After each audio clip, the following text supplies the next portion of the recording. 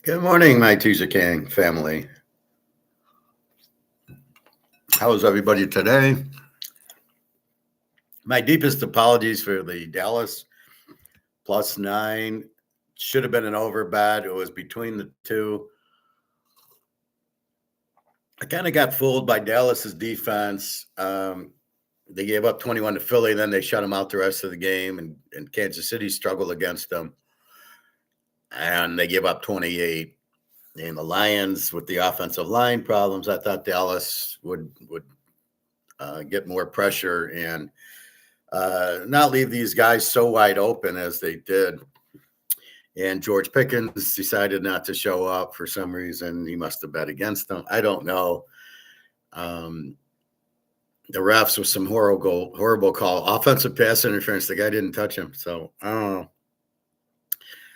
So again, it was between the over and take the 9, and I just looked at the 9. The over kept going up, got up to 54.5. I still predicted a 50, 30 to 20. I got the 30 part right. I just didn't. The Lions scored more than 20. But again, where was that against Green Bay? Where was that against the Giants? Where was that against Philadelphia?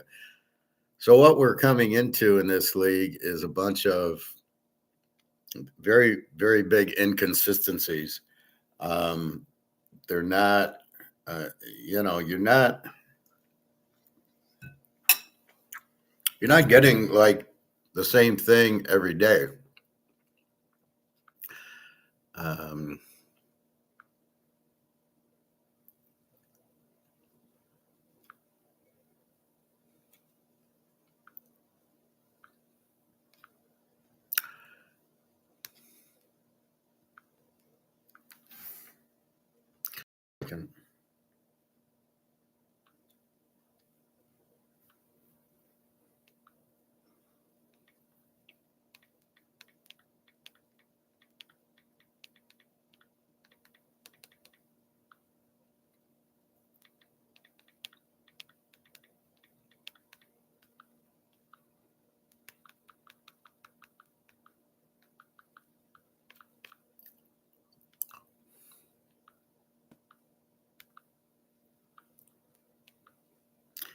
So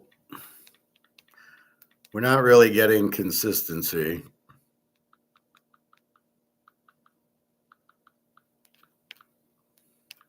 In the teams, which is what's making it difficult. So we try to look for teams that are giving us the consistency. And that's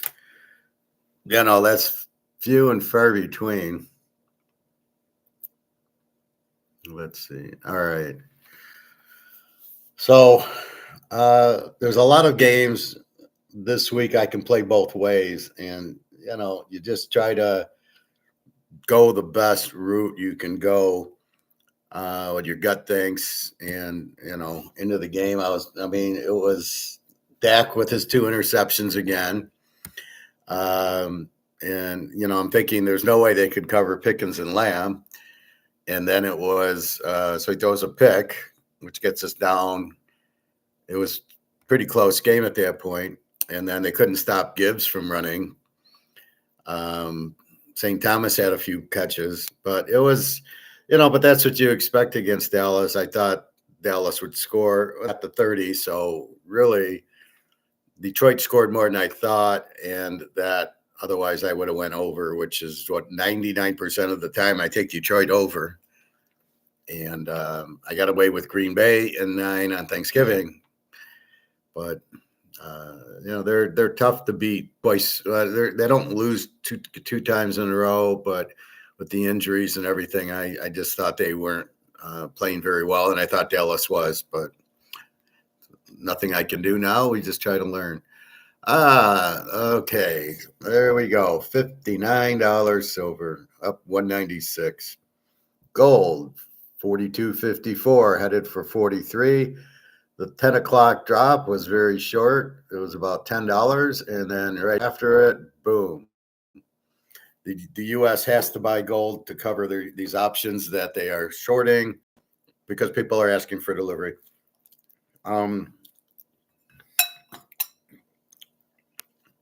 It's amazing watching Andy Shackman or Bill Holter or Jim the Anvil Neinhardt about how stupid they are. Not Jim. Jim's smart. He's part of the Hart Foundation. We can't make fun of him. That they don't understand what's going on. They don't understand the dollar is inflated to zero. They keep thinking it's the dollar going down, not gold going up, and they're totally wrong there. They keep thinking, will it drop? It shouldn't drop. Do they understand it's paper versus physical? I don't think so. Some people kind of do, but they can't get it. We're dealing with stockbrokers and bankers, not economists, and that's the problem. Although Alligator's calling himself an economist now, I had to laugh, going, "No, you're a freaking banker who doesn't really know what's going on." It's not gold going up. In China, they're not really buying gold; they're selling dollars. What are they doing with the dollars? Buying gold. So I guess they're buying gold with the dollars, just like me and you. We go to the store. We give them money, and we Rumpelstiltskin it to dollars, to a gold. So anyway, just be careful telling too many people about you have gold. You really got to be careful with that. People will steal it. But I got mine, and this is what it looks like. And there's a maple leaf. See, to me, this is a 10th ounce of gold. So is it really worth, if gold is now $42.55, is it only $425 for this 10th of an ounce, or is it more? Is there a premium? You charged me a premium when I bought it. Why don't I get the same amount when I sell it? I should sell it and get like $475 for it. But why do I get $425? Again, I don't care because I paid $200 for it, and the first one I bought was for $35, but that was way back in the 90s. Why I didn't unload on those and buy 100 of them for $3,500, I don't know. Anyway, let's talk a little economics. We'll get into football. So you have a lot of people not understanding what's going on. If the U.S. is buying gold and silver, it's to pay off these options that they have to pay because they stand for delivery. Andy Shackman seems to have a real problem understanding that. And, I really, my pet peeve with these guys is when they start using, well, Jim Reichert said this and Peter Schiff said that. As soon as I hear that, I got to turn it off. Because if you're quoting those guys, you really don't know what you're doing. Especially Jim Reichert's. I mean, he's a Keynesian. Keynesians don't know what's going on. I mean, it's simple.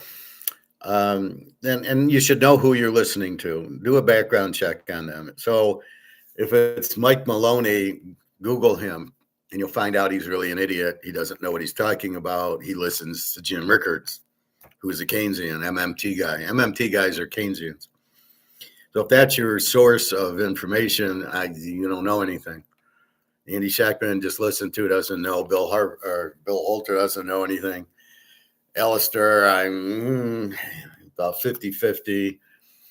And Mark McGuire, he's got some guest on today that I'll probably, listen to and then just say this is a waste of time. And then Egon gives us these short ones. But it's the same thing we know. The dollar's inflated. It's worthless. The gold and silver are going up. Now, the gold and silver should be much higher, but it's still in the paper process, so it's still on COMEX. COMEX is a Ponzi scheme, which set up by J.P. Morgan, so we know it's a Ponzi scheme. They're the most crooked bank in the world, J.P. Morgan. They're more crooked than USBS. I think it's US or HSBC, the Hong Kong one. They're really crooked. They wash everybody's account, but they don't care because they're China. Um, so a lot of banks, just be careful. That's why we want to be out of the banking system. I went to check my account uh, today, and I couldn't get on my app. So I had to go into the bank because I get a haircut, and she wants to charge cash instead of credit debit card. Like it's 3% on $25 is 60 cents. No, I need cash. I don't want to pay the charge. Okay, so I give you less of a tip because you're making me drive to the bank to get the money to pay you instead of the convenience of having the card. So I had to go there, and then so my app wasn't working, and they didn't send out a message. The app isn't working. I go onto the app, and it's not compatible. So they're making changes or whatever. But I can still go in, and I can still use, I can just go into www.fifththirdbank.com and use the internet as opposed to the app, which you usually can if you have app problems. Just go into the address instead of using the app, and you can get it. I have that with PayPal. I just go in off the internet.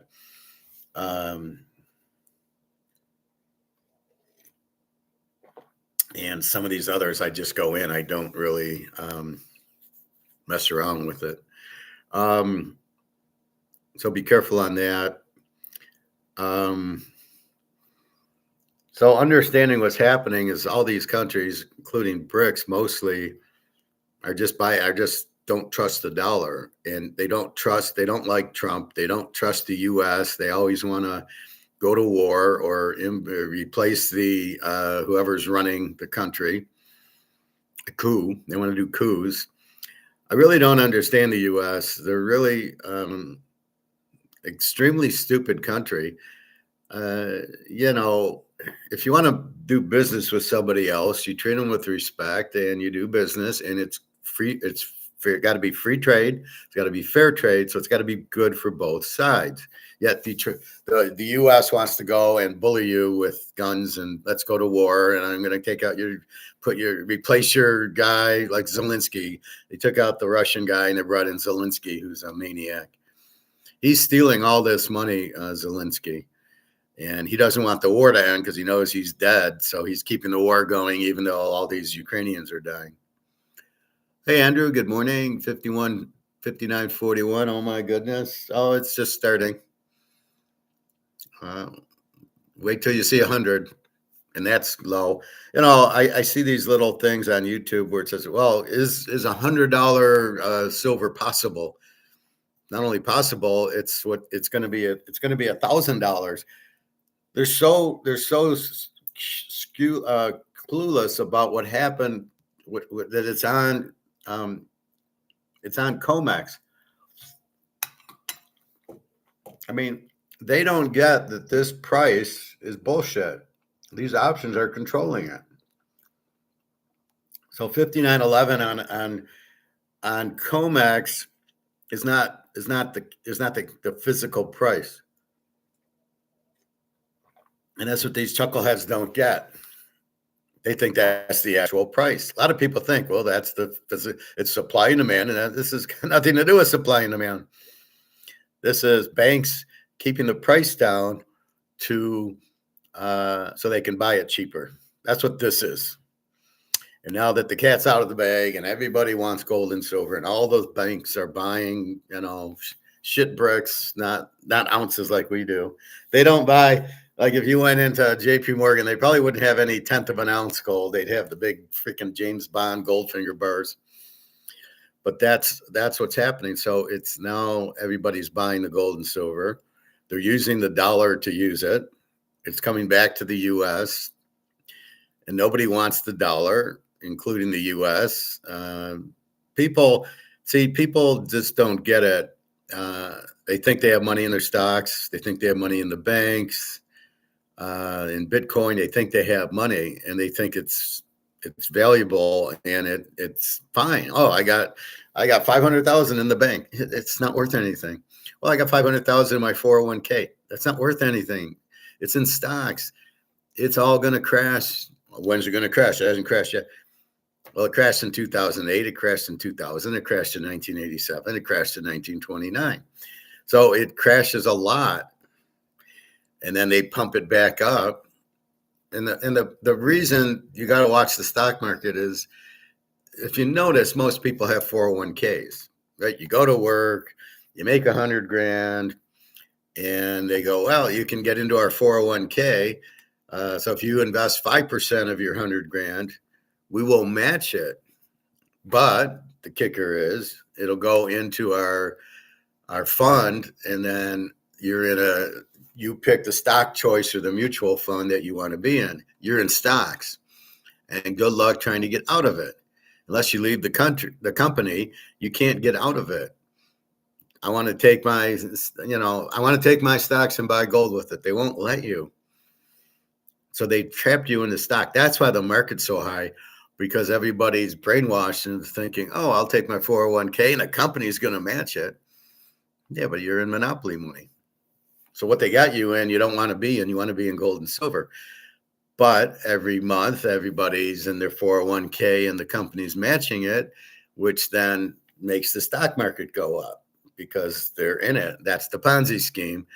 The JP Morgans and the Morgan Stanleys and all the other Goldman Sachs banks are going, great. We get all this commission off of these idiots in stocks. We'll put them in 20 different stocks, so it looks like we know what we're doing, and they'll make a little bit of money. We'll take management fees out of it, which we won't tell them. And in the meantime, it's in cash. It's in monopoly money. So that's why you see the stock market going up. It's a fake demand, because you're working and you get the 401k and you want the matching because somebody told you matching was good. What they didn't tell you is the dollar is worthless. So people think, oh, I got 500k in the stock market, so I'm okay. Until you're not, until you try to get out, until the company goes bankrupt, and then you try to get your money out before the bank goes out, who won't give you the money. It's having the money and getting the money are two different things. Are you going to be able to get the money out of the stock market? No, not a chance. JP Morgan will hold it because they're going to lose billions and billions getting caught on these shorts. So they're the ones shorting the gold and silver on COMEX, and it's not coming down. So, okay, Eddie Murphy again, Trading Places, 142. They sell it, but they had to buy it to make money. And they bought it at, well, I guess 45 or 50, and it went all the way down to 26. So they had to do the sell and the buy. These banks are doing the short. They're selling at whatever. Let's say now they're selling at 59. Let's say they sold at $50 silver, expecting it to go down because they don't know what they're doing. And now it's at 59. Well, you're fucked. You're not going to be able to buy back your option. You sold it, but the Chinese bought it and they asked for delivery. So now you're fucked because you can't buy back. You can't get out of your short. And then you got to pay physical to the Chinese because they asked for delivery. And again, these idiots don't understand. So why are they asking for delivery? Because they don't want paper. Nobody wants paper. They want gold. And so they get into COMEX because it's cheaper. I can get the silver on the drop and on the gold on the drop. When JP Morgan's shorting it and manipulating the price, so I'll buy it then. And it's cheaper than I can in China or Russia or anywhere else to actually buy it. And that's what's happening. So why these guys are so surprised by people or by people by getting gold in to deliver it, and why, I mean, it's just ridiculous. People not understanding that they're shorting it. So I buy cheap and I ask for delivery and I want the money because I don't want money. I want gold. So I ask for gold. And you got to get it. So when all the gold and silver come in, it's to pay off these guys who have done the options, who have asked for delivery. You got to pay them. Otherwise, the game doesn't work. If you bet football, and you're at Caesars and you get a winning ticket, Caesars has to pay you. I mean, they can't. Here's my ticket. We don't have the money. Yeah, how long are they going to last as a casino? So that's what's going on. So I don't know why it's so surprising. Everybody's asking for delivery. Oh, this is the first time. Oh, all this, everybody's asking for delivery. Well, because they don't want to be in dollars. It's a very obvious. Why do you think they're buying it? Because they want to buy the gold and silver on COMEX cheaper than they can buy it anywhere else in the world because COMEX is bullshit. Now, I don't know why we use COMEX to price physical when it's not physical pricing that they're doing. It's just ridiculous. However, if we understand that, we get a lot of bargains because we buy gold and silver very cheap because these prices are bullshit. 59, 40, Andrew, but it's not even the real price. The real physical price would be times 10. Let's call it 550. That would be the real price of your silver. And you just basically ignore this COMEX paper shit because it's not real. So you must understand that. That's the key, which is always my thesis. The key is that COMEX is paper, it's derivatives, it's options, it's being pushed down, it's price. They're trying to price fix it, but it's the whole world, not just the U.S. So when China and Russia and Europe come in and they start buying it because they want to get it cheap, because they're the ones with the money, then you're fucked. So it would only work if it's just US, but it's not. So now the whole world has demand, big demand for gold and silver. Forget the industrial metals. Oh, it's solar panels. Bullshit. That's not raising the price. How much silver goes into that? Oh, it's AI. It's this. Oh, it's very little silver. It's that it's money and that you're getting out of the dollar and gold's getting expensive. So you're going into silver. That's what this is about. And it's not about to stop for a long, long time, years and years and years of just the price going, because the demand, as people start realizing the Titanic's sinking and the frenzy starts happening, which hasn't happened yet. When that frenzy happens, this thing's up $1,000 an ounce, easy.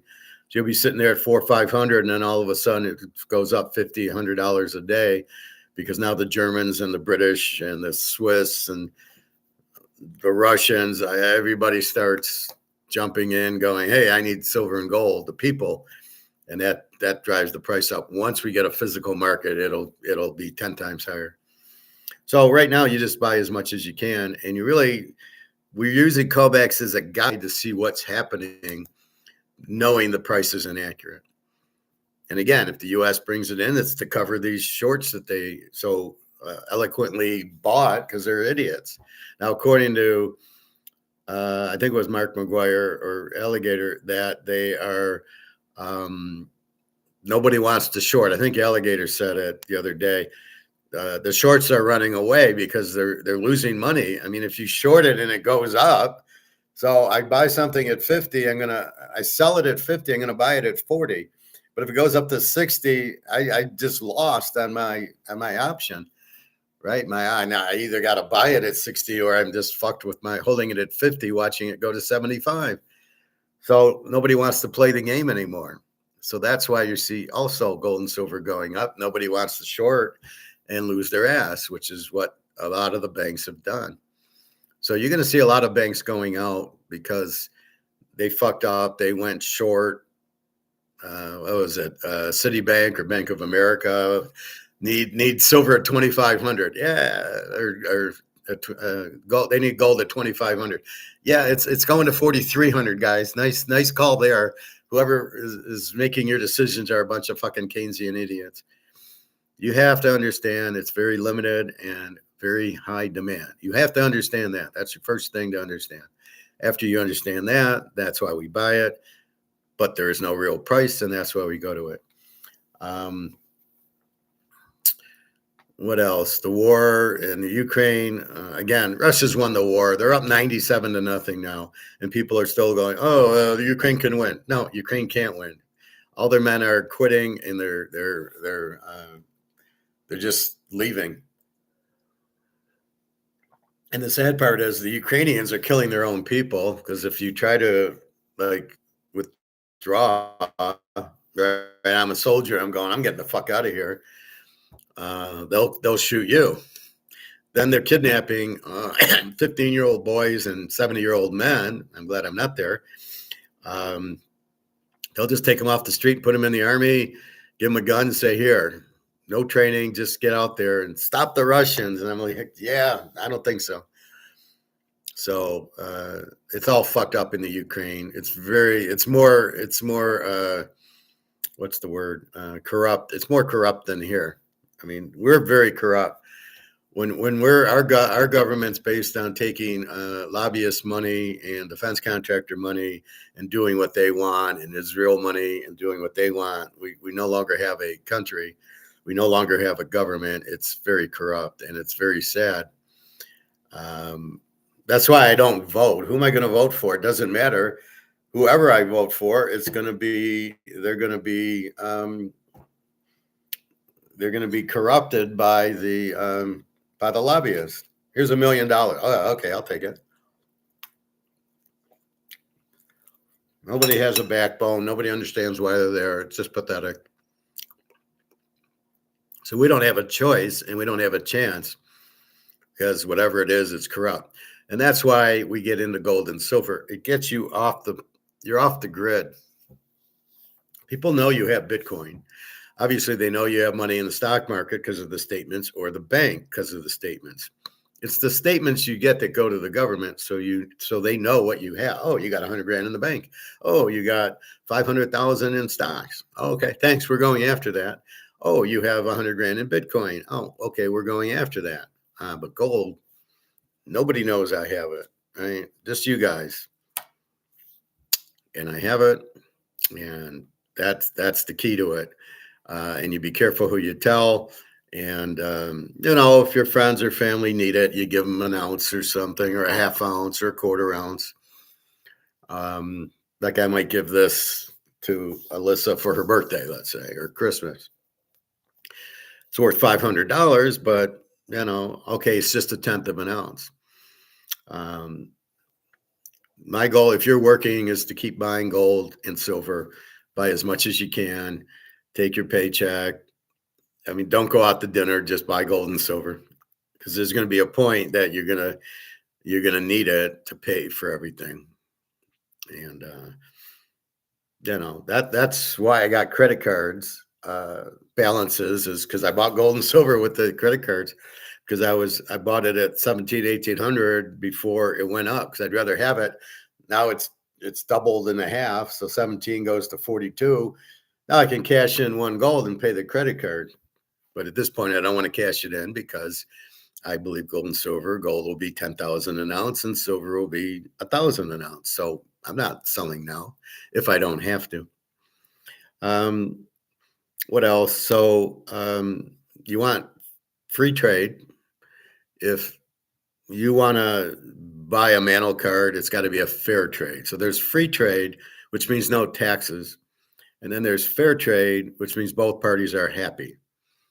You got the money, I got the Mantle card, or vice versa. So we're both happy, because there's a price that you'll take for the Mantle card. And is that the price I'm willing to pay, is the question. So when you go to the grocery store and you buy a steak, or you go to a restaurant and you buy ribs, it has to be at a price that you're willing to trade for the food. So if I go to my barbecue place, he's $22 for ribs and chicken combination. I get about 6 ribs and a half of chicken. And I get baked potato or fries, and I get coleslaw or a salad. And so that's a fair trade for me, because it's all included. A lot of these, you go to Coney Island, and the trade is, well, you want $7.20 for a half-pound hamburger, which God knows what it is. And then, I want fries, or I want soup or something else. Then it becomes a la carte. No, that's $4. So there's no, you get everything with it. So Coney and their salads are so expensive. I just went to the grocery store. So I got a lettuce, I got cauliflower, celery, my red and yellow peppers, mushrooms, onions. Oh, I forgot my mushrooms. And I either make an omelet with the onions, the mushrooms, and the red and yellow peppers, and then throw the egg on it. Or I make a salad with the lettuce, cauliflower, celery, broccoli. I do one or the other. But if I make a salad, my cost was maybe $10 for all the vegetables, but I make 15 salads with it. Or sometimes I snack, I just take the cauliflower and put 5 cauliflower in a bowl and eat that as instead of chips. So I mean, when they start charging $10 for a salad at Coney Island, I got one with it was supposed to be turkey and ham in it, and it was all processed. I mean, it wasn't real turkey and ham, and I was like very disappointed. And you're paying $10, $11 for the salad, so you got to be careful with that. The ingredients, and I try to give you healthy. Get your Celtic salt, get your cayenne pepper. Um, Daria she has her cold now, and I told her about the onion. I said, put the onion on your foot. So I think I'll show you what I mean.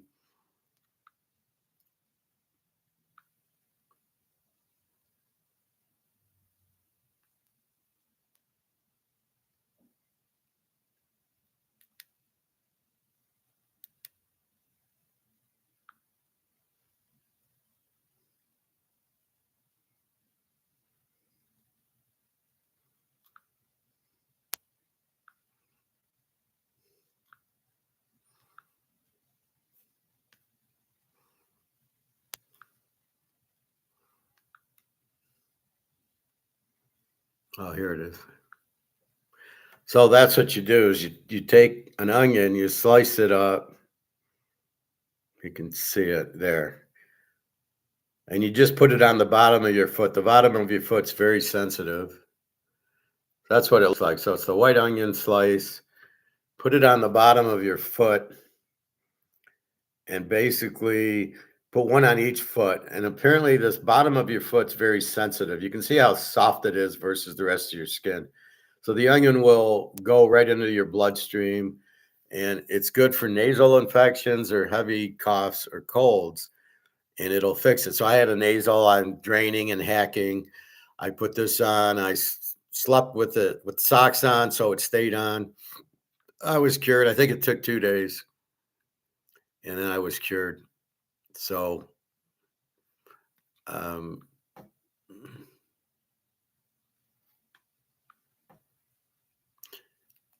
anyway, so I try to give you health tips, stoic tips,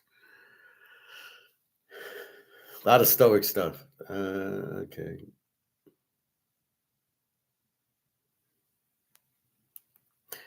Um, so I mean that's it. When we analyze football or gold, we have to be aware of variables that change, which I talk about. What's the variable? Well, okay, gold is going up. Why? And the variables change. Oh, what changed? BRICS. BRICS demand for gold and silver. So they've invented, Putin and Xi and the rest have invented, hey, we got to buy gold and get out of the dollar because they keep sanctioning us. They want to tariff us. And so the only way out is to get our own money, and we need it backed by gold because Putin is smart enough to understand you want to be if it's gold backed, it can't be printed and can't be inflated, and it's never going to lose its value. And we can get out of the dollar as a competitor. So we see the variable changes. So when you hear BRICS is going to buy gold, you have to carry it out to the fifth degree and go, what's that mean? What is that going to change? Sort of like a team gets a new coach, a new Joe Burrow's back. What does that mean to the variables in the analyzing the situation? Greg and John, good morning. So, anytime a variable gets changed, you have to figure out what does it mean. We hit an iceberg, boat's going to sink. We print all this money, and Joe Biden does $7 trillion in money laundering, sending the money out. That's inflation. You can't just print 7 trillion and not expect anything else. So that's what happens. So bricks going gold, well, that's going to make the gold and silver price go up. And as soon as I heard that, so I had my money in my stocks and my money in the bank. And as soon as I heard he did that, I immediately got out of the stocks, put it into the bank, and then immediately pulled the money out of the bank and ran and bought gold and silver. Because after quick analysis, I said, well, I'll go buy euros. No, I can't. They're also have no value. Once you understand the concept that the dollar isn't backed by anything, it has no value. So I can't go from $1 to another. I can't go to the Swiss franc, the British pound, the euro, the Canadian. I can't. They're all in the same boat. They're all the Titanic. They're just different decks. So once you understand that, and the variable changed, and Biden's printing $7 trillion, and bricks are going gold, made it very easy. And I told you this 5-6 years ago. Look at my videos 5-6 years ago. I'm telling you, you must buy gold and silver. It's the monopoly. It's the only out of the dollar system. Now, the system isn't collapsing. This is where these guys get it wrong. The system isn't collapsing. The dollar's collapsing. But the system's fine.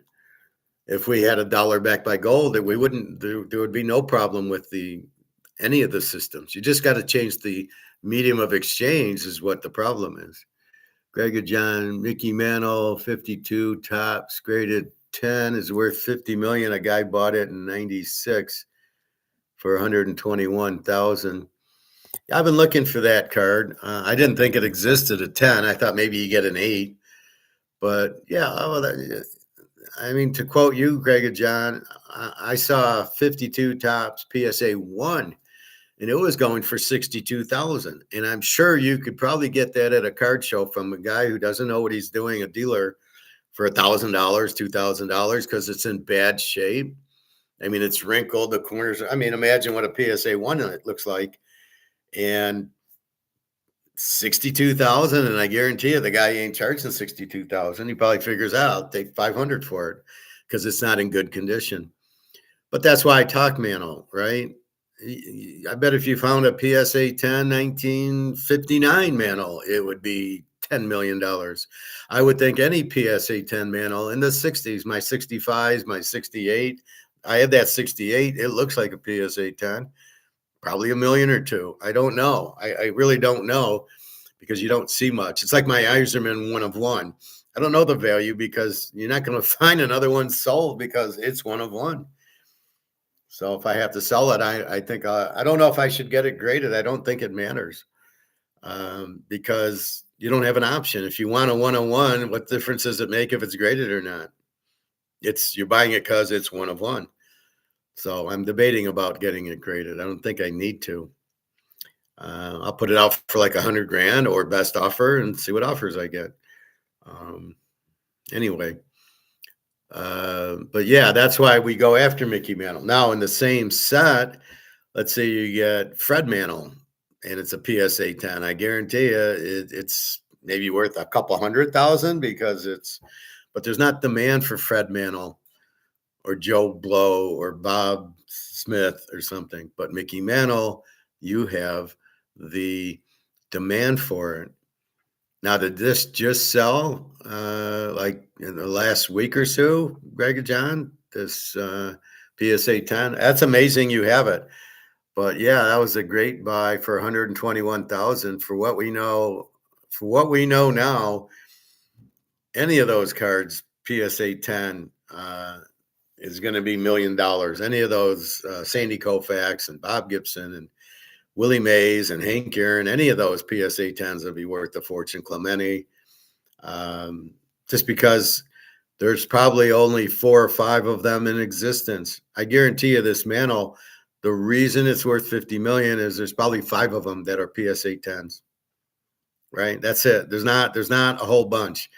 And I'm a little disappointed because I was looking at the Mantle rookie, but it was always so expensive. Even back in the 90s, it was very expensive without it being graded. But I don't think we ever saw like a real mint condition one. Or if we did, it was probably a couple grand. And I wasn't going to spend a couple grand on baseball cards because I didn't know. I bought the Montana for, I think, at most $100 because I wasn't spending more than $100 on a card. But it was Montana's rookie. And I never dreamed it'd be worth 110. It could be a 10. It's a little off center, but all of them were. So let's say I get a 9. But if I do get a 10, I paid $100 for it, but it's Montana's rookie. And that's what I discovered was instead of fucking around with the 1992 Larry Bird box, I said, let's go back into the 60s where all the real players played. And I'll show you my 65 toss maybe over the weekend. And they just, all the stars, right? I think the only one I didn't get was Mantle because his was 500. And I wasn't going to, but it was probably in great shape. And that was another mistake. But I got the solid Mays and Frank and Brooks Robinson and Clemente and Koufax and I think Bob Gibson. We'll go through them, but yeah, it's a neat set. I like the pennant look, but that's what demand does for you, and that's the whole point. Gold's going up because of demand. That's why it's at 40, almost 4,300 now. It's because of demand. Now, COMEX is fucking around. Again, they're shorting it. And what are you doing? Oh, it went up, so it's going to come down. It should never come down. You think that Mantle card's $50 million now? Do you think it came down? The guy bought it for 121 in 1996. Do you think it went from 121,000 to 50 million? You think it did this, or do you think it did, shorting it? It went straight up. That's how it gets to 50 million. That's where gold should be. It shouldn't be shorted. Only an idiot would be shorting something so strongly in demand, and then you're thinking it's going to go down. It's just not going to happen. Yeah, so let me know when that happened, Greg and John. Did it just happen like yesterday or whatever? But that's why you buy Mantle cards. That's why you buy Tom Brady. That's why you buy Willie Mays and Sandy Koufax. And that's why you buy gold and silver. Gold and silver will do the same thing that Mantle did.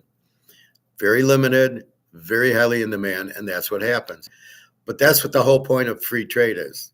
Is that card worth 50 million to me? Now, I don't have 50 million, although I might when the gold goes through the roof. And see, this is the point. It's worth $50 million, and a lot of that's from the inflation. So the dollar goes out. Now what's it worth? It's not worth anything. It went from 50 million to zero because it's priced in dollars. But the kicker is the ace in the hole. It's a Mantle. It's a rookie. It's a PSA 10. It will now get priced in gold. So the guy's going to cry because it's going to be worth zero. However, priced in gold at $50 million, there'll be 100 ounces of gold for it. Or if gold hits 100,000, the card will go down because it's in monopoly money. So 50 million monopoly monies. How much is $1 million worth in gold? Maybe 5 ounces when the shit hits the fan. When the dollar goes down and the gold goes up, 5 ounces will probably buy it. So that's $1 million. So you buy it maybe for 25, 50 ounces of gold. But you will be able to sell it to somebody with gold. You will take gold for the Mantle card. But you're going to be very depressed if you don't understand it. And now it's worth zero because anything priced in dollars isn't worth anything. But the card itself will hold its value because it's a rare asset. And like a Picasso, like a Rolex, like a Mantle card, will not lose their value. It'll just change from monopoly to now it'll be priced in this. It won't be 50 million of that. If it's 50 million of that, maybe 50 of these of ounces will probably get you that card. But once it's priced in gold, you're gold because then it's only going to go up because the value of gold will go up because it's very limited. And there'll always be a huge demand. There must be a huge demand for that Mantle card to get to 50 million, right? There had to be 50, 60 guys going for it. Otherwise, it would just go, for 121,000. But because some guy said, I'll pay $1 million, and some guy said, I'll give you $2 million, and the demand raised the price. That's how you get to 50 million, right? It's the demand. And nobody's shorting it. Oh, it went up so high, we better short it. No, it's a Mantle rookie. It isn't going down. Beautiful card. But that's why you buy the real assets. That's what I'm telling you about. Get into that. Get out of your stock. Your stocks aren't going to go up. How can they go up? The dollar's worthless. This idiot wants to do tariffs, which are terrible. The economy's crashing. Why would you think the value of your stock will go up? Oh, because Facebook's in all these countries. Well, what if Facebook isn't even a product? What an embarrassment that Zuckerberg is. I'm going to make something and steal your data. That's a fucking legalized crime. I don't even know how legal it is, but he's committing a crime by selling your data without your permission. Um, I'm off of Facebook. I'm not even on Facebook. So he sells it, and that's the key to it. So by selling it, he gets money off of it for selling it. So because it's in every country, Facebook's going to have a value. I can't figure out why Facebook has any value. Advertising. Oh, I'm not running ads on Facebook. Well, uh, he can sell your information so you could get all these junk mails that you don't want. And somebody's actually paying him for that information is bullshit. So yeah, I don't like that at all. But that's the point. So that's what you're really trying to do. You're buying real assets that will hold value. Now, the difference between the mantle card and the gold and silver, to get money, you have to sell the mantle card. So this guy's sitting on $50 million, but he can't really use it. Now, if he paid 121,000, he probably doesn't need it. So that's kind of what you got, but if it's worth 50 million. So he can't, like, what's he going to do? He can't go to the grocery store with it or to the restaurant with it because you can't break it, chain. And he's certainly, well, here's 50 million for ribs. So that's the difference. So that's why you want mostly gold and silver, because it is money. I can go to the store, cash in my gold to get money, which we're going to need money anyway. And everybody misses that, including Bobby's daughter. I can't take gold to the grocery store. Yeah, but this isn't worth anything. So you need to get out of this. But in the time being, the grocery store takes this and they take it in debit and credit cards. And that's what you have to realize. They take electric money. It's not digital, it's electric. I mean, if I go with a debit card, I got to pay the debit card. I need cash in the bank to pay the debit card off. So it's not free. So that's the key to it, right? You're paying this dollar you realize isn't worth anything. You realize they keep printing. You realize the way the government works. Not only is it corrupt, but it's stupid.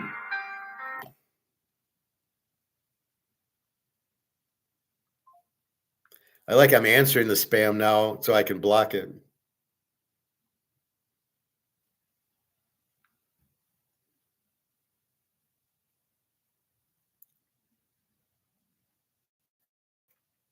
See, now look at this bullshit. So here's silver. I was just noticing it. It was 59.37, is now 50.58. What is this bullshit at noon going down $1.40? What is this crap? Somebody shorting it again is going to lose his ass. And then if you notice, the gold does the same thing. We're at 42.60. It's down $60. What is this bullshit? This is the problem. This is pure bullshit. But look, when it happens, it didn't happen at 10. It happened at 11 at 11:30. And what it is they're shorting it and there's nobody buying, so it just keeps going down because of that. But in reality, it's not because there's no demand for it, because this is a paper market, it's an option market. So until somebody buys the option and makes it go up, you're at the mercy of that. But it's all bullshit, right? It's not real. Again, in the mantle card, it's 50 million. You're not seeing it drop to 30 million and then back up to 50 million. So that's what you really are trying to realize. You got to understand what's happening. Do you have strong demand and low supply? That's what you want to be in. And so without BRICS has changed the variables, and there you go. And we look at it in sports too, and football. Is the guy hurt? Joe Burrow's playing? Oh, okay. Or somebody's hurt. Penix is hurt. The variables change for Atlanta. Daniels might play this weekend, so the variables change there. Minnesota, they went from Darnold to now it's JJ McCarthy, who's just horrible, and now he's the So again, that variable changed from last year. So you can't use last year's because the variables change. So what you try to do is think really fifth dimensionally, which is basically based on X, what happens to Y? Oh, we hit an iceberg, we're going to sink. Oh, Mahomes is out. We're not going to bet KC. Oh, Mahomes is playing. Then that variable makes KC better. Or in Daniel's case tonight, I don't know why he doesn't play. He hurt his left elbow. Who cares? He throws right-handed. Just tell him not to run or be very careful or slide or whatever. And so what we're running into in the NFL is all the bullshit where these guys are so bad. Fields, Tyrod Taylor, really? JJ McCarthy, Caleb, oh my God, such shit. Even Jordan Love. I heard somebody, oh, MVP my ass. That guy's terrible. He's not MVP. Jalen Hurts, he fell off the side of the earth. Lamar's terrible. So how do you bet these guys when the variables change? Yesterday, Dak threw 2 interceptions, as he usually does. Golf, I don't know if he threw one or not. He got hit a lot. I was surprised he wasn't all happy feet because they were nailing him. I was surprised Dallas didn't go with their five-man defensive line. That's what I was counting on.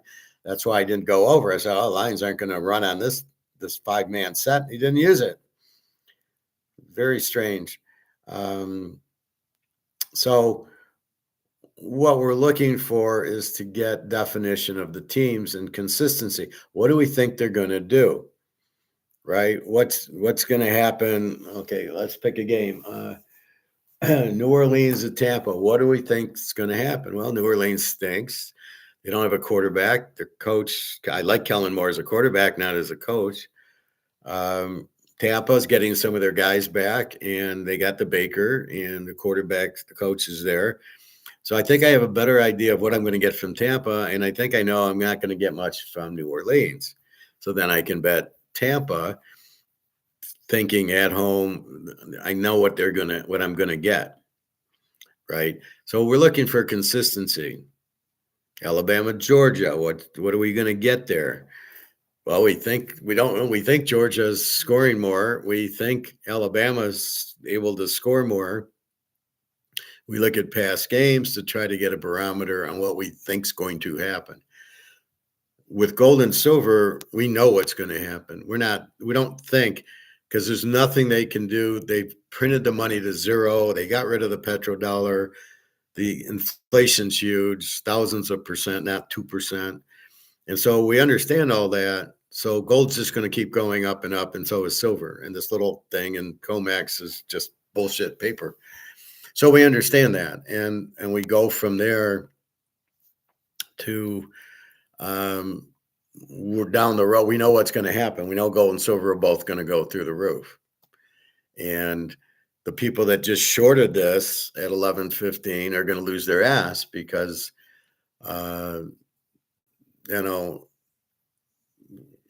you're shorting it at silver at 59 and it's 58 now. And your hope of what? You're going to buy it back at what? 55? It ain't going to go down there. So instead of going with it and buying it at 59 to go to 65 and 70, they're going the wrong way. So the people who are doing this have no idea what they're doing. I can't believe they're still trying to push the price down. It's at $59. It's over 50. We get it. And gold's near 4,300. We get it. It's not. Now we'll see it bounce back at the end of the class. We'll take a look at it. We'll see it bounce. It does this and goes up, which is not a normal thing for pricing. Again, it's paper price. That's why I point that out. We know it's really all over the place, only in paper. If it's priced in physical, it's just going up because people are wanting it. The only way a price goes down is like steaks. You market at $20. The market says, no, I'm only going to pay 13. Then you finally, Thanksgiving week, you lower it to 13 and you sell it. And that's the difference with it. It's only lack of demand makes a product go down in price. But with gold, do you have a lack of demand? No, because gold and silver are done through COMEX, which is purely Madoff. It's a pure Ponzi scheme. So only because it's in a Ponzi scheme do we see these drops. In a physical market, you would never see the drop because there's 100 people willing to buy it at any price, because as you need to get out a dollar, you need gold. So you don't care what the price of gold is as long as you have enough dollars to buy it. So it's not like a steak where, oh my God, it's $20. I'm not going to buy it. I can buy chicken. I can buy hamburger. But in this case, with the gold, there's nothing else you can buy. You buy gold or you buy silver. There's no other currency to get into. There's, okay, you can buy the mantle card, but at the end of the day, you're going to need to turn it into money. And so that's the key to it. So you really don't have an issue. You have to get into gold and silver. So therefore the demand's there. Therefore the price should never be going down. So we'll see. We'll take a look. It should start coming back. Not really worried about it. Let's go into college. We have 1, 2, 3, 4 college games. I have played 2 of them. And that's it.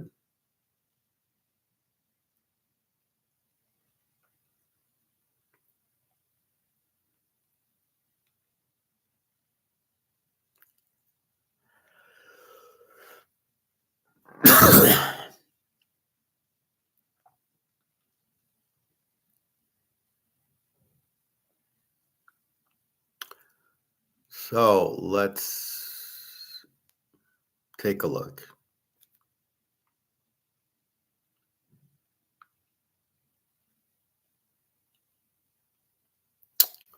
We start off with Kennesaw State, Jacksonville State.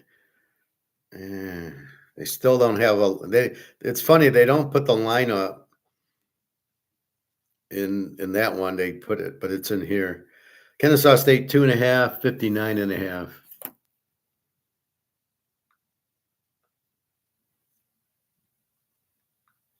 Kennesaw State's the B team, 9-3. Jacksonville State is 8-4.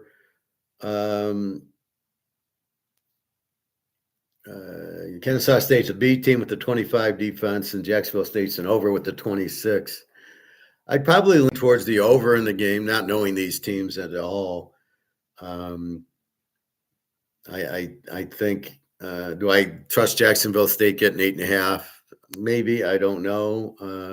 But it looks like they look both kind of over teams, I guess. Kennesaw State obviously scores about 30 and gives up 25, so they're probably an over. I call them a B team. Maybe they score mid-30s, but with the 25 defense, Jacksonville State with the 26. So they both should score. I think in this game you'd get a lot of points. Troy goes to James Madison. James Madison, 23.5, 46.5. Troy's an E team with the 23 defense. Beat Southern Miss to get in. They've been playing well the last few games. James Madison is an A team with the 16, has been playing well the whole year. It's a big number, 23. Total 47. When you're dealing with an A team, it's hard to go with the total against an E team because Troy's going to struggle scoring, and James Madison will score but play good defense. So you're not necessarily getting a two-way scoring.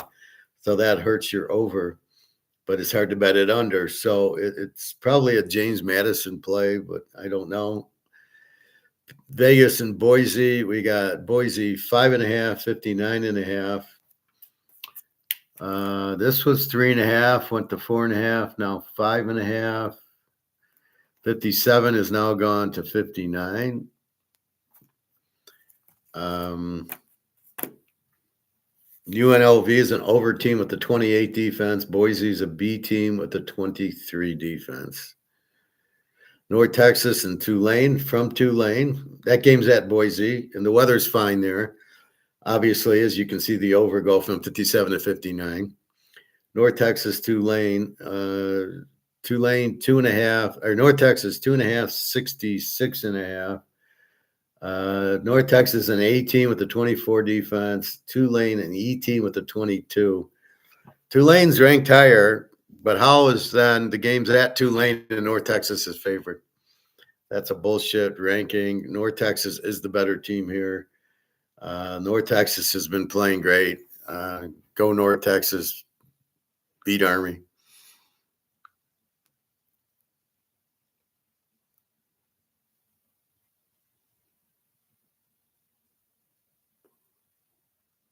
And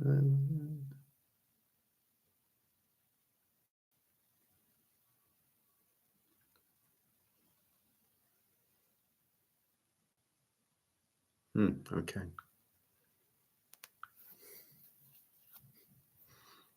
Yeah, just a second.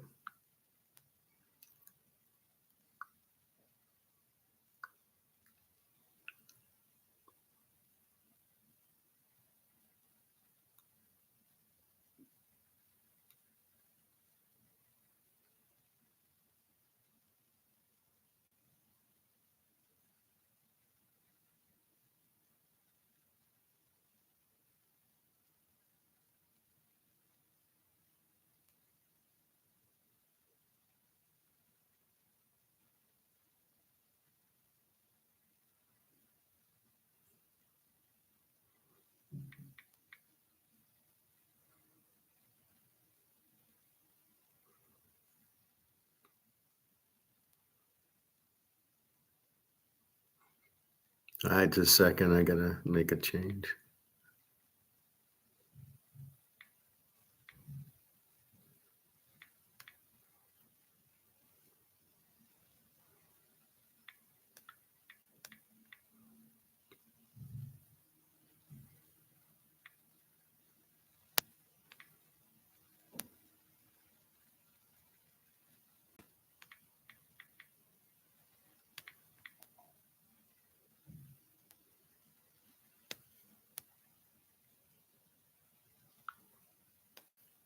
Okay.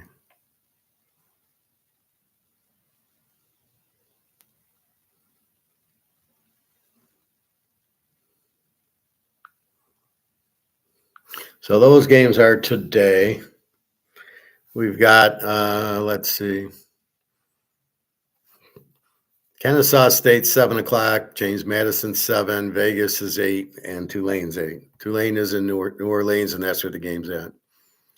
All right, tomorrow, starting with Big Noon, and then Little 4, and then Little 8. We have noon, BYU, Texas Tech. Texas Tech 12.5, 49.5. Both A teams, BYU with a 17 defense, Texas Tech with a pro defense, an 11 defense. If they would have played the Lions yesterday, they would have held them under 20. Texas Tech, very strong team. It's at Jerry World in Dallas.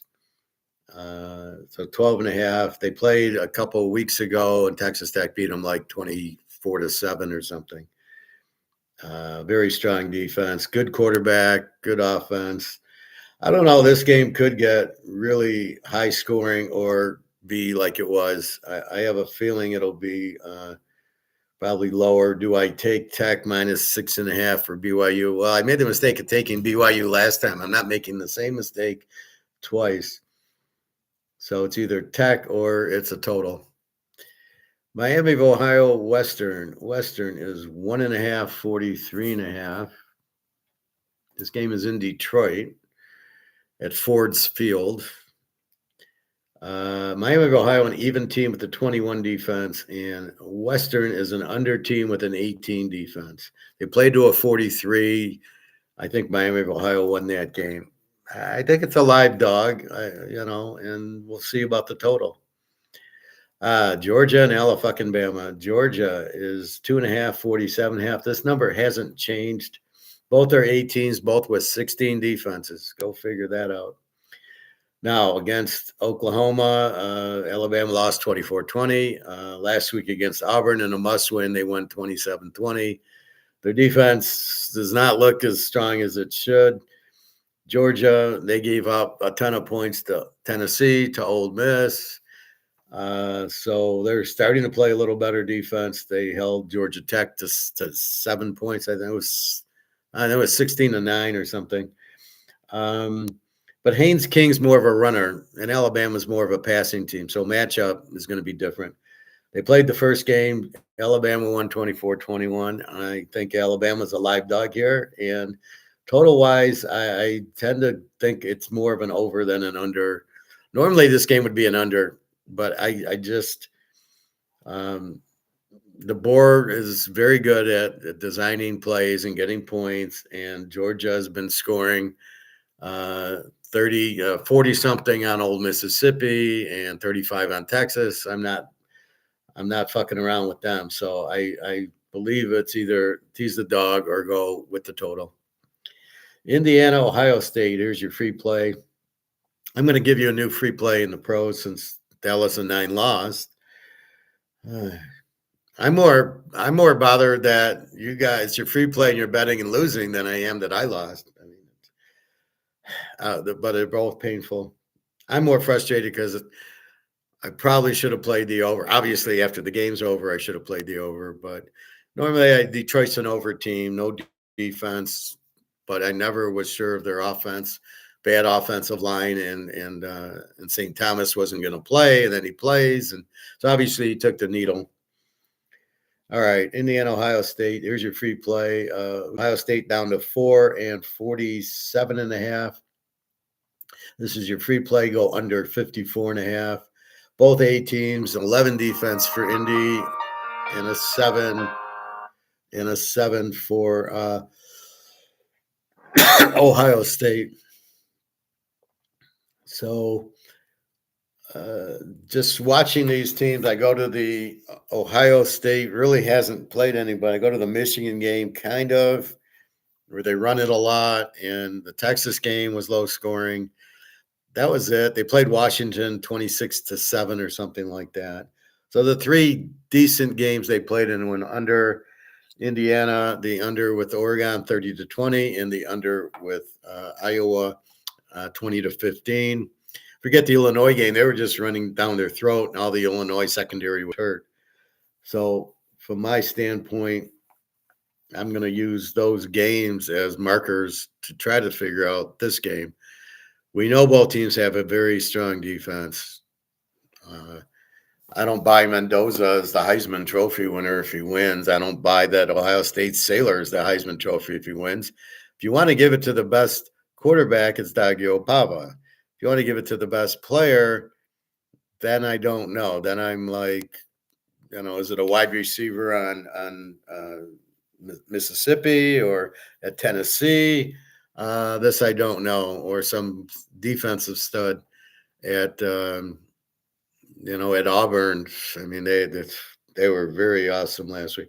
But the fact that Alabama got the win, so Alabama owns Georgia. They're like 9-1 the last 10. The only one they lost was the national title game when my boys won, Georgia. I'm sorry, Ohio State. They don't play each other often. Last year was a kind of a fluke because it was a rainy day, and Indiana's punter dropped the ball. And for one touchdown, Ohio State scored on a punt return for another. So you're not getting a rainy day indoors. So I'm looking at Ohio State 20, Indiana 17, roughly somewhere in there. I don't think you're going to shut out Indiana, and then you're definitely not going to shut out Ohio State. The receiver is injured, but he'll play. The freshman, who's a sophomore. This is going to be, we're going to run it down your throat, and you're going to run it down our throat. A lot of blitzes, a lot of sacks. So I don't see a 48-45 game. Now, not that can't happen. They both can score a ton. So this is what's scary, is they both score a lot when you're playing an under. You hope that the defenses stop, but like yesterday, Dallas's strong defense went away, and Detroit's weak defense was weak. And again, that play should have been over, obviously, after the game. But no, I thought I made the right call. And it was 37-30. We were right in there with 3 minutes to go. We're down 7. We're getting 9. I thought that they would kick the ball off and take it at the 20 and just run a few first downs, and that would be the game. That's what I was hoping for, but unfortunately. And then at the end, I was hoping Dallas would have scored the touchdown to cut it to 44-37. And so we had time, just Didn't work out. All right. So Indiana, Ohio State, I think you got to go under. And then Duke, Virginia is 4.5, 57.5. Duke's an over team with a 29 defense. Virginia's an 18 with a 20 defense and a great quarterback. And I think his name's Mills or Miller or something like that. Morris. His name's Morris. He's from North Texas, so you know he knows how to quarterback. And look how good Virginia. They're 10-2 because they got the quarterback. It's always the quarterback. That's the key variable that you got to look at when you're betting. Duke ncaa is a good quarterback, more of a runner. They do score a lot, but their defense sucks. So this is a case that you maybe go over in the total, or you maybe play the side. So again, we got the 4 games today, and we got 5 tomorrow. 7 o'clock, 8 o'clock. So maybe you go James Madison, Vegas, and Boise. The money's going on Boise, so I like Vegas. And the weather seems good because the total went up, so I'm leaning towards that. And then North Texas, Tulane. I right now can't bet against North Texas. I think North Texas should be in the playoff, and I think they'd win 2 or 3 games in the playoff. Very strong offense, great quarterback, and a strong defense. And I think they would beat, I would say my top teams right now, looking at the 5 or 4 teams in this, Virginia is the best in the ACC by a mile. Ohio State, probably number 1 if they win this game. The winner of this game is number 1. Number 2 is Texas Tech. Texas Tech, great defense, great offense. Look out. And then Georgia, Alabama, both are good teams. I don't think both are as good as Ohio State or Texas Tech. I think they're like the 3rd and 4th teams. I don't know why we have this conference championship. It's stupid because you have 17 teams in, let's say, the Big Ten, and you're only going to play 12 games. You play 9 in conference and 3 bullshit games. So how can you got 17 teams, you're only playing 9 of them? That's 8 teams you didn't play. And if you got the right schedule, like A&M, they didn't play Alabama, Georgia, Mississippi, Oklahoma. How the hell are they? They're undefeated. Big deal. They didn't play anybody. It's sort of like the NFL with like a New England or an Indy. They played all the weak teams and they get a good record. So you think they're good until they play a good team. Then you got Philadelphia and Baltimore and Kansas City getting fucked because they're playing every week the super team and they're losing. And you know, well, they're not that good this year. Well, I would take, look, KC beat Indiana. I would take KC over New England. I don't think they played. Baltimore, I don't know. Lamar's hurt, and he looks like shit. So it's just hard when you're playing the really good teams what to do with it. All right. So that is your college, your free play. Go Ohio State under 48.5. And in our land, that's 54.5. So go under Ohio State. And then we get to the pros. Now we're going to start off with the standings. So Detroit wins 44-30. How does that impact the standings? Well, it doesn't. Let's do the NFC first. So Philadelphia is 8-4. Dallas is now 6-6. Washington and Giants, forget it. The Bears are 9-3. Green Bay 8-3-1. The Lions are now 8-5. Chicago plays Green Bay twice. So this week, Detroit's going to be at least 2 games behind because these teams are only going to have 3 losses. One of them, the winner, is going to have 3 losses. So they'll go to 10-5 or 9-3-1. Minnesota's out at 4-8. Tampa 7-5. Carolina 7-6. Since Carolina's playing the weak schedule, Tampa's playing the hard schedule. This is really a fucked league. They don't know what they're doing. You can't differentiate that much on it. You can give them a little bit harder games, but to give them Okay, you're playing Philadelphia and Kansas City and Buffalo and Baltimore and the Rams and it's 49ers. It's crazy. I mean, give them some, hey, can we play New Orleans, please? Um, so Tampa 7-5 and a must win is Carolina 7-6, but I think Carolina's off this week. And then the Rams 9-3, Seattle 9-3, San Francisco 9-4. So if we look at the playoffs right now, you got your one seed is the Rams, Seattle, and Chicago all at 9-3. That's three teams. You got four division winners and three wild cards. Well, one of your wild cards looks like it's Green Bay at 8-3, or the Bears at 9-3. And then you got the Rams, Seattle, and Frisco. You're going to get two wild cards out of that, and somebody's going to win a division. So that's three of your wild cards. You got Tampa 7-5, Carolina 7-6. Carolina's won some big games. They beat Philadelphia or something, or Kansas City or something like that. Philadelphia at 8-4, and Dallas 6-6. So Dallas now only hope is to win the division. We'll see how bad Philadelphia gets. Green Bay and Chicago in the north, Tampa Bay. Yeah, I'm not going to call it Carolina, but let's call it. And then the Rams, Seattle, and Frisco. So the West is going to give you three playoff teams. And then it looks like the North will give you Chicago and Green Bay. And then it looks like Philadelphia, Dallas. Dallas blew it with the win last night. Again, another reason we took them. They'd be a game behind Philly. And they just beat Philly. So they screwed up. Now they're two, I guess 2.5 back. We got to see what Philadelphia does. So if they go to 9-4, Dallas is 2.5 back. If they go to 8-5, Dallas is 1.5 back. So the Bears and Green Bay. So the wild card is going to come two from the West and one from the North, probably. Detroit, they lost 2 games to Green Bay, so they're fucked. They're going to lose to Chicago at Chicago. They're going to lose to the Rams. So they got, they're probably looking at 9-8, maybe at 10-7. We will see. Tampa should start pulling away. They have to win. Carolina, I don't know how they're 7-6, beating New Orleans twice, and Atlanta sucks, and just a bullshit schedule.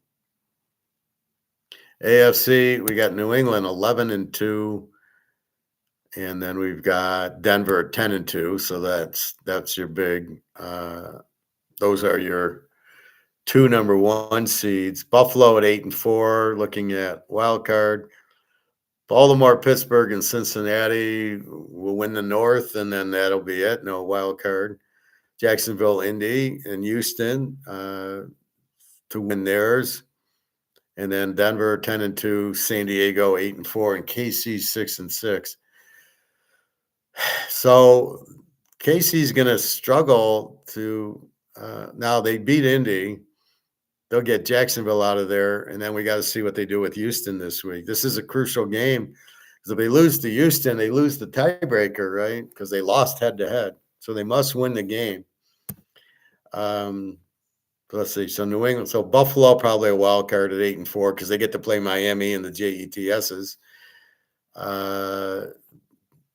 No wild card in the North. Whoever wins, Baltimore, Pittsburgh, Cincinnati. And Cincinnati gets Baltimore next week. Probably another win with Joey Burrow. And then you got the other. So Buffalo 8-4, Jacksonville, Houston, and Indy roughly 8-4. And then Denver and the San Diego. So how does KC can get to 11-6? So this is where they look at it backwards. Well, they've only got 4 losses. It's that Kansas City can get to 11 and go 11-6. Can the Chargers get to 11? And can Indy, Jacksonville, and Houston get to 11? Baltimore, Pitt, since you can't, and then Buffalo. So more than likely Buffalo because of Miami and the Jets gets in. The North, whoever, and then Kansas City's got their hands full. They got to play San Diego again, who's 8-4, and they're 6-6. And this is all because of the hard schedule. They had to play Detroit, Philadelphia, Baltimore, Buffalo, Denver twice, San Diego twice. So this is going to be very difficult for them. Denver is motivated by trying to catch New England, who is, I believe, off, so they don't. So we'll see. So you got the number 1 seed battle. So everybody's battling. Buffalo's got a battle. Jacksonville, Indy, Houston, San Diego, and Kansas City, and they hold the tiebreaker over Kansas City there. So Jacksonville, I do have them as an A team somehow. But that's really another motivation on what you're looking at. So that's why some of these games are huge, and they're going to get bigger as it starts sorting out. Kansas City's has been in panic mode, should never have lost to Dallas after what Detroit did to them. Jesus. All right, Baltimore Pitt. This is Sunday. Baltimore 5.5, 42.5. Pitt an under team with a 22 defense. Aaron Rodgers with that broken left wrist. Baltimore a B team with a 17, and Lamar with a broken head and a broken mind. As far as his feet, who knows? He sure can scramble when he wants to, but he seems injured. He looks terrible. He's like J.J. McCarthy right now. So this is a tough game. I don't know. This is where I don't know what these teams are. Pittsburgh looks good one day and terrible. They barely beat the Bears. Almost should have beat the Bears, and then last week they sucked. Buffalo killed them. So Buffalo's in playoff mode. Pitt apparently isn't. And it's going to be Rodgers going against Lamar, maybe, probably. Teaser trend. Bet against Pittsburgh is 6-0 on the road. So they're not a good road team. They're not a very good team right now. You got Aaron Rodgers. Baltimore, their coach terrible, Harbaugh. They got to get a new coach. Is Pitt a live dog? Apparently here you would take Baltimore, but Lamar's playing so bad. Maybe you go under because neither team can score. They both suck. Indy goes to Jacksonville. Indy's 1.5, 47. The only teaser trend I got is Jacksonville 6-0 as a home dog, and they did beat Kansas City as a home dog. Don't forget that. They're playing better. We know Trevor Lawrence stunk, is terrible, but they're running the ball a lot more. That's what Indy's doing also. Daniel Jones stinks, but it's been giving the ball to Taylor in a little short passing game and that Warren, the tight end. So that's what this has been. This is not the quarterbacks winning. This is them getting out of the way by running the ball. Indy an E team with a 22 defense. Jacksonville's an A team with the 20 last 5. All the stats I'm giving you in the pros are last 5 games. So we get a better feel of it because obviously the first few weeks don't count. They were preseason. Greg and John, Dallas defense is horrible. Well, they got out of that 5-man front, which I was shocked at, but we knew they were horrible. They have a 28 defense. I mean, this was clearly an overplay, and I'm very frustrated. But even with that, I knew Detroit doesn't have a defense, and even with that, at the end, we're throwing the ball in the end zone. Down 14, who scored a touchdown. We're down 7, and they get 9. So we're right in it till the end, but the play was clearly over. Well, obviously, after the game. After the game, I can pick them all right. Why is football like video game football these days? No defense hardly, because they all play these stupid zones. The advent of the running quarterback has made you play zone because if you play man on man, you can lose the quarterback. And so you got to play more zone, but they don't know how to play zone. They just stay in the zone, and these guys run right through it, and they're wide open. And you see it with St. Thomas a lot on the Lions. They just play the zone, and he cuts across, and he's wide open. That's all it is. So I just think they're playing. They don't know how to play zone, and they play a lot of zone. The teams that blitz are better. They get into the quarterback, like Kansas City, Philadelphia. Those teams play better defense because they just blitz the shit out of you. You can't play zone in this league and think you're going to win if you don't take the man. So a guy comes into your zone, they're not taking them, and they're wide open, and that's why they look like crap. It's the defensive coordinators are terrible, basically. Okay, so in the Jacksonville is the A team, 20 defense, again, the last 5, which is what matters. But even then, you can get skewed depending on who the 5 is. I did that with Baltimore last week. They had played the real hard teams, Detroit, Kansas City, Buffalo, and they were giving up a ton of points. And then the last 5 was Miami, the Jets, New Orleans, whatever, Cleveland, and they were much better against the number on defense. So their defense went way down. That's why I'm kind of curious. Baltimore with the 17 defense, I don't buy it. It's more in the 20s, which really skews how we play the game. All right, New Orleans at Tampa. Tampa, it's 8 and 41.5. New Orleans, a Z team with the 21 defense. They don't score at all. Tampa, an E team with the 26 defense, but New Orleans can't really take advantage of the 26 defense like other teams did. And we've got Shaw. Some guys call him Shog or Shaug.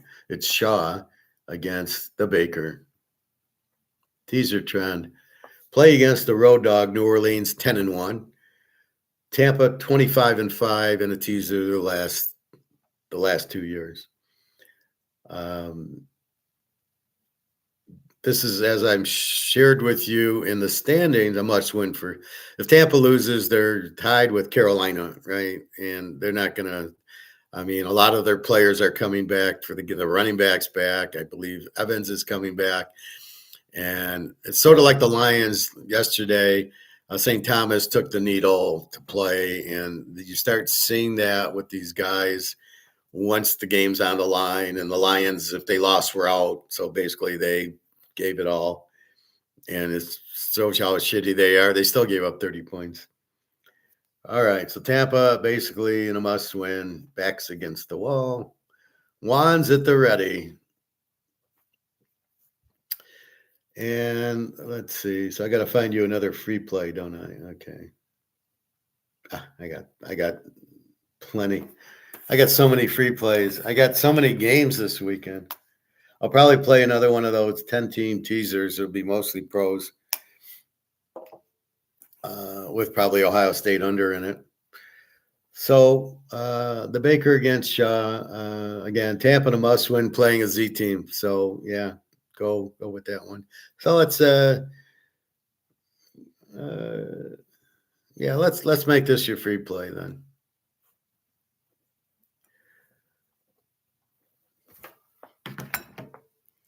Try to get us more money. All right, free play. Take Tampa -2.5. Keep it under 3, please. But they have to win, and New Orleans is terrible. Tyler Shaw, what's he going to do? Their defense is good, Tampa's, and the Baker, they're not going to lose at home to New Orleans, like the Z team. Although they do have a 21 defense. Let's see what their defense is for the year.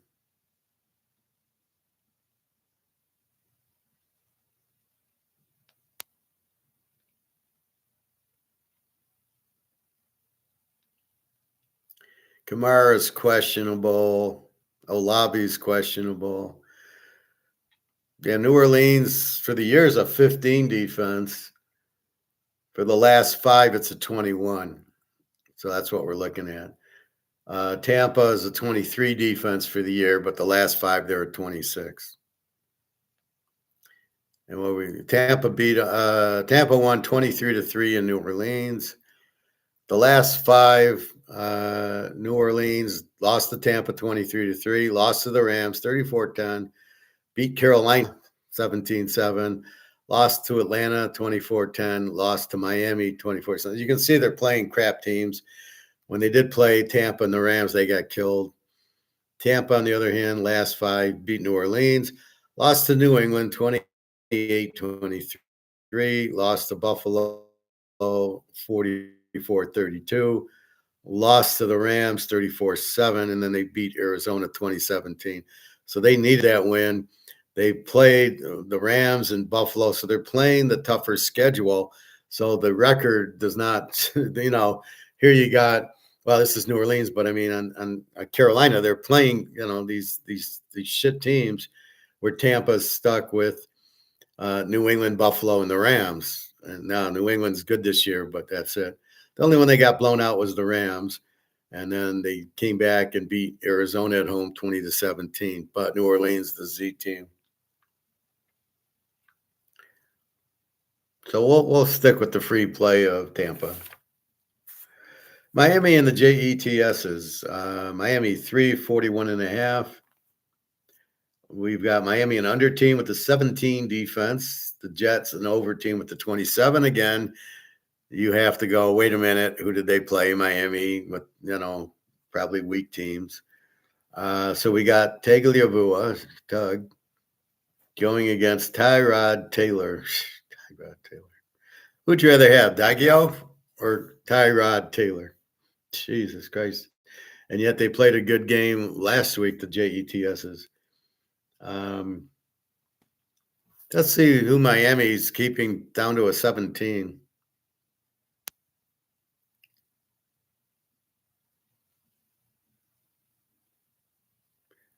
So overall, Miami has a 20 defense, as does the JETSs. But in my world, the Jets are at 27, Miami's a 17. And that's the difference with the last 5. Here you think, oh, it's 20, I'm going under. But in reality, it's 17 against 27. So let's see. Miami won 27-21 in September. Miami's last 5. Atlanta, who doesn't score. Baltimore, 28. They beat Buffalo 30-13. Washington, 16-13. New Orleans, 21-17. So pretty impressive in 4 of the last 5, just losing to Baltimore. But holding Buffalo to 13 and Washington to 13, who can score. New Orleans and Atlanta, so they're getting the weak division. Where the JETSs gave up 38 to Cincy, 20 to Cleveland, 27 to New England, 23 to Baltimore, and 24 to Atlanta. So you can see their defense is pretty weak.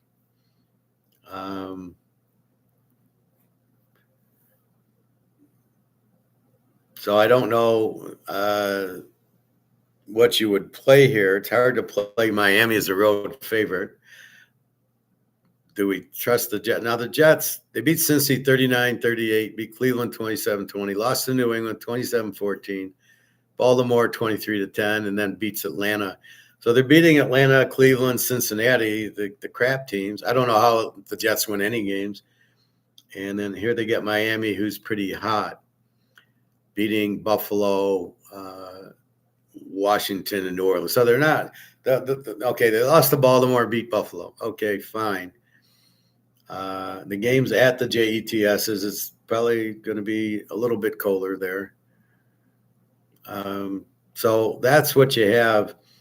Tug against Taylor. Now, teaser trend, play against the JETSs 25-4. So the play there would be Miami, but with the Jets, it's a new coach every year, a new quarterback every year. There's no thing. Now they did have Darnold, but he's sucked there. So again, the Jets with no offensive coordinator, no good offense. So it's ring around the rosy with the coaches and the quarterbacks. Washington, Minnesota. Minnesota 242.5. We are thinking we might get Daniels. He's practicing. They're 3-9. I guess he thinks the way Philly's playing that they can't get a wild card because they'd have to go 8-9 and they wouldn't get in. There's too many teams with 8, but maybe they can thinking they're winning the division. Minnesota will go with J.K. Rawlings. Let's call that. J.K. Rawlings will quarterback Minnesota. She'd probably do better. Washington depends. If it's Daniels, they're an over team. If it's not Daniels, they're a W. 31 defense, that's for real. Minnesota, a W with the 24. They don't score because J.D. McCarthy doesn't know how to play football. There's no teaser trend here. Washington was great last year in a teaser, but without Daniels, they've been losing and not covering and screwing up their teaser trend. So Miami and Washington. So I think with Daniels, they're a live dog. Minnesota with the good defense. Washington, I don't know. They don't seem to have one. So it's a hard play here. Total wise, 42. Again, you have J.J. McCarthy. So it's like hard. They're an under team, hard to score. And a 24 defense where Washington can't score with the 31 defense, but McCarthy won't be able to take advantage of it. So I think Daniels plays. I think I like Washington as the dog. Let's see if they give us anything on that.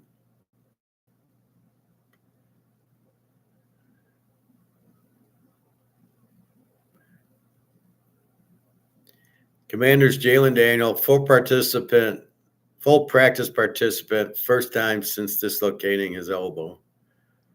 Commanders, Vikings, JJ McCarthy, simplifications and managing expectations. What expectations? That he sucks? JJ McCarthy clears concussion protocol. So we don't really know at this point. We know Daniels practiced full. Joe Burrow did the same thing the week prior. They didn't play him against New England, and then they played him against Baltimore, and they killed him. So you hope Daniels is playing. He should.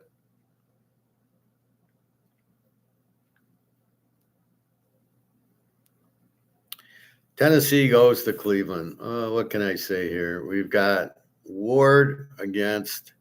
Now, why is Prime Jr. still quarterback? Didn't Dylan Gabriel, isn't he healthy yet? Or maybe he's not? I don't know. But why are you going with Prime?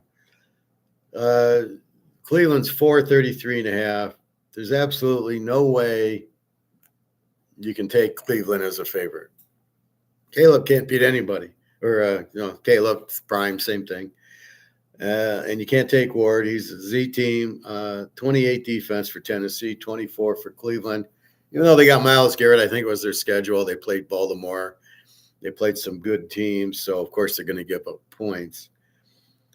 Play against Tennessee is 25-4. The weather we'll revisit it. It's 32 degrees in Cleveland. So they're not getting that snow off the lake like they do. Buffalo's not getting it either.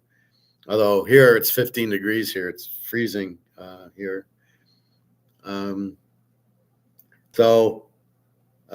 Cleveland, you almost have to take Tennessee in 10 if you can trust Ward, which you can't.